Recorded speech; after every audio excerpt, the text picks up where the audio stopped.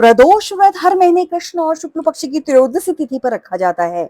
ज्येष्ठ माह का पहला प्रदोष व्रत आज 4 जून को है। मंगलवार का दिन पड़ने से इसे भौम प्रदोष व्रत कहते हैं। इस दिन बजरंगबली, भगवान शिव एवं मां पार्वती की पूजा की जाती है। मनोवांछित फल की प्राप्ति के लिए व्रत रखा जाता है। धार्मिक मत है कि भौम प्रदोष व्रत करके साधक के कर्ज से मुक्ति मिल जाती है। साथ ही सभी प्रकार के शारीरिक और मानसिक कष्ट से भी मुक्ति मिलती है।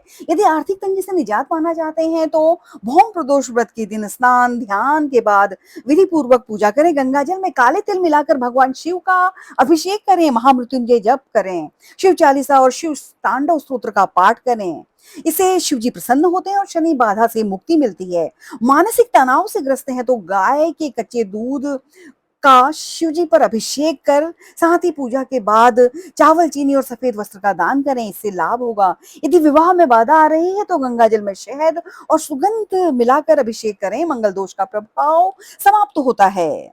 और मनचाहा जीवन साथी पाने के लिए आप शुद्ध घी और पंचामृत से शिव जी का अभिषेक करें, जिससे शुक्र ग्रह मजबूत होता है और मनोवांछित जीवन साथी प्राप्त होता है। इस दिन आप काले तिल, नारियल और लाल रंग की चीजें, दाल, फल व वस्त्र का दान कर शिव कृपा प्राप्त कर सकते हैं। आप सभी को भौम प्रदोष व्रत की अनेकानेक शुभकामनाएं। धन्यवाद। आइए जानते हैं भौम प्रदोष व्रत की कथा। एक समय की बात है, एक नगर में एक वृद्धा रहती थी जिसका एक ही पुत्र था। वृद्धा हनुमान जी की बड़ी भक्त थी। वह प्रत्येक मंगलवार को विधि विधान से व्रत रखकर हनुमान जी की सच्चे मन से आराधना करती थी। एक दिन हनुमान जी ने उस वृद्ध महिला की श्रद्धा का परीक्षण करने का विचार किया। हनुमान जी उनके घर साधु का वेश बनाकर पहुंच गए और पुकारने लगे कि है कोई हनुमान भक्त जो मेरी इच्छा पूर्ण कर सके।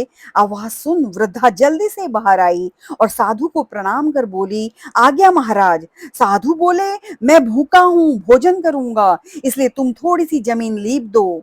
वृद्धा दुविधा में पड़ गई और अनंता हाथ जोड़कर बोली, महाराज आप इस कार्य के अतिरिक्त कोई दूसरी आज्ञा दें, मैं उसे अवश्य पूरी करूंगी। साधु ने वृद्धा से 3 बार प्रतिज्ञा करने के बाद कहा, तू अपने बेटे को बुला, अब मैं उसकी पीठ पर आग जलाकर भोजन बनाऊंगा।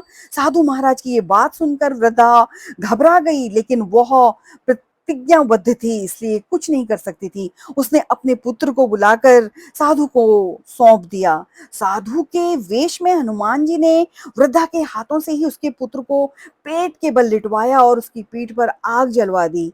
इसके बाद वृद्धा दुखी मन से अपने घर को चली गई। इधर भोजन बनाकर साधु ने वृद्धा को बुलाया और कहा कि उनका भोजन बन गया है, अब तुम अपने पुत्र को पुकारो जिससे वह भी आकर भोग लगा सके।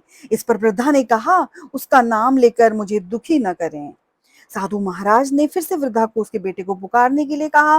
तब उसने अपने पुत्र को आवाज लगाई। मां की आवाज सुनते ही उसका पुत्र सामने आ गया।